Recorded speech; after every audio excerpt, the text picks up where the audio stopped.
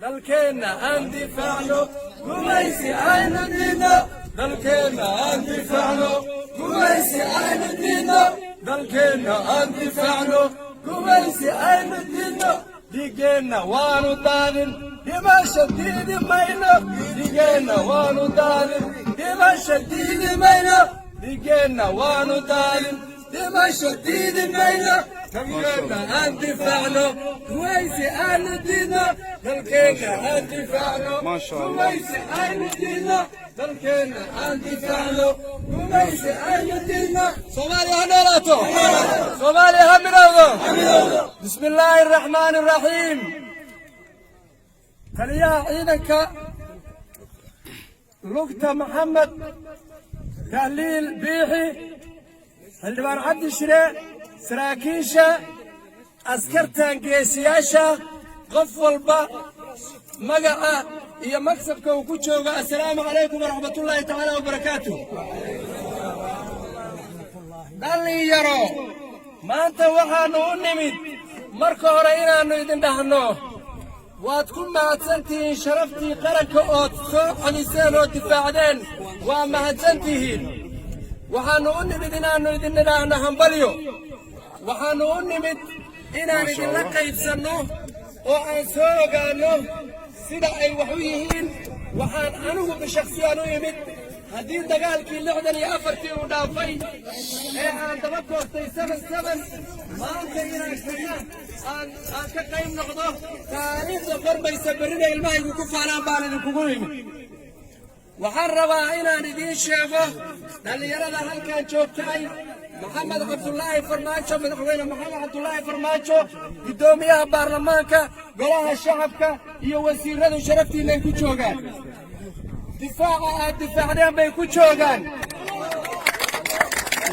waxaad ogaatiin astaanta qarankood dhabarkiinna garabkiinna ku dheggan sharafteeda iyo difaaciinna iyo dhiiggiinna aad hurteen ayay ku joogaan waxaan rabaa inaan idiin sheego malcaamadaha iyo madaariista iyo diinta islaamka oo maanta inta lagu baranayo gudaha soomaaliya lagama barteen waxna laguma dhigteen haddaan wiilashaan quruxda badan iyo hor joogin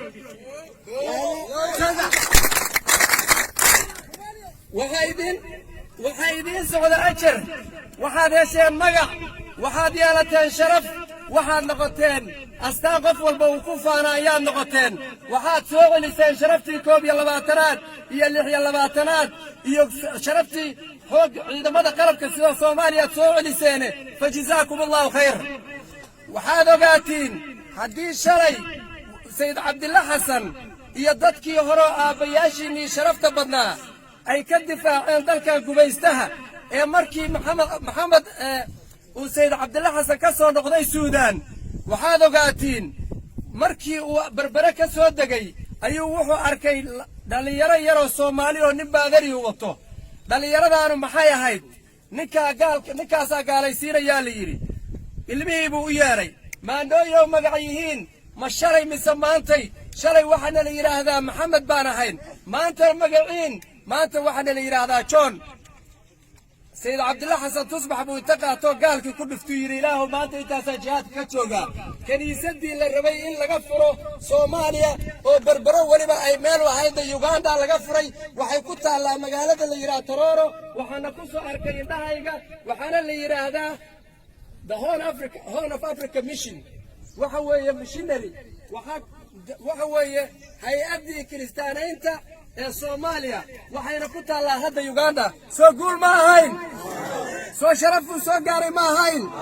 waxaan idiin sheegayaa 64 dagaalkii halkan ka dhacay dawladda Soomaaliya oo 4 sano kaliya jirta dagaalkii uu Cabdullaahi Yuusuf iyo Saynab Xaaji Baxsan ay bil sharafka ku qaateen markii heshiiskii la galay waxay soo ag istaagay generaalkii Itoobiyaanka oo la jabiyay iyo generaalkii Cabdullaahi Yuusuf generaalkii Itoobiyaanka uu qaaday way wuxuu yiri ma ka yar baa ninkii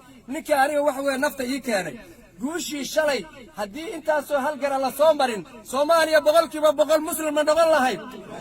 haddaan adinku joogi lahayn muslim ma noqon lahayn waxaan idiin sheegayaa shaqada aad haysiin qof iyo malaha dhalinyaro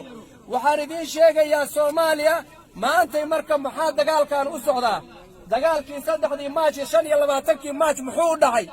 maxaa la rabaa waxa la rabaa laba shay un baa la rabaa inta aan taa gudbin waxa la rabaa Soomaaliya waa loo talin jiray 8 February 2017 markii uu Maxamed Cabdullaahi Maxamed Farmaajo yimid wuxuu keenay wax la yiraahdo Not in my name annaga noo meerinaysiin dagaalkii waxa weeye lagu bilaabaa ilaa hadda lagu hayaa dagaalkaas socda waxa kale uu socdaa oo aad ogtiin dagaalka maanta uu socdaa 2006 Cabdullaahi Yuusuf Axmed madaxweyne Cabdullaahi Yuusuf Axmed waxa uu Moi Kibaki u keenay badii Soomaaliya wuxuu yiri ii saxiix Cabdullaahi Yuusuf State House ka kula jiray ee Kenya guriga waxa weeye madaxtooyada Itoobiya waxa kula jiray Kenya Cabdullaahi iyo Moi Kibaki gacmaha isku taagayaan aragna waa soo yaacnay Cabdullaahi wuxuu lahaa Moi Kibaki hadaa rabta inaan badda saxiixo Marsabad iyo Mooyaale iyo Gaarisa iyo Wajeer ku soo dar 6 gobol naga qaadateen markaas saxiixaya ayaan daro 2006 ay markii Cabdullaahi Yuusuf uu dhintay ragii dhigi jiray ma yeelayno nin military soo maray taa ka dhulka ka dhiibi maayo 2006 ayaa waxa la saxiixay memorandum of understanding ayaga oo tii maskaxda ku haya madaxweyne Xasan Sheekh waa loola yimid Maxamed Cabdullaahi Farmaajo waxa lagu haystaa oo dacwada badda dib loogu dhigayay maalinta uu asagu ka tago ayaa waxa la rabaa in badii la qaato badayada inaan dhiibno macquul ma tahay ma yeelayna ma ku alaysana Maxamed Cabdullaahi Farmaajo inuu badda dhiibo oo madaxweyne noqdo ma ka yeelnaa dagaalku intaas uu socdaa dhalinyaro ciidamada xoogga ciidamada qalabka sidow dagaalku intaas uu socdaa waxaan rabaa marka hadii Ilaahay idmo taliyuhu waa nin naxariis badan markaan imaanaynay wuxuu yiri soo koob aniguna baqshadan oo xamar kala soo safraan watay waxaan rabaa marka shacabka Soomaaliyeed inaan la hadlo oo aan kaga hadlo qalbiyadiina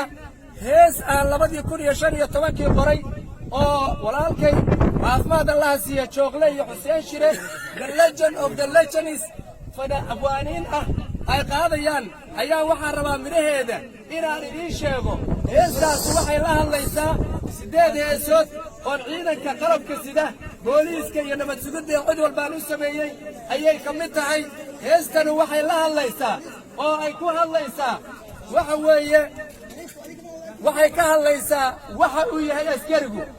inaad dalka u dhimateen inaad diinta difaacaysiin inaadna waxa weeye qabyaaladana shaqo ku lahayn inaadna siyaasadda shaqo ku lahayn inaad qaranka ilaalinaysiin waxaan rabaa inaan idin weydiiyo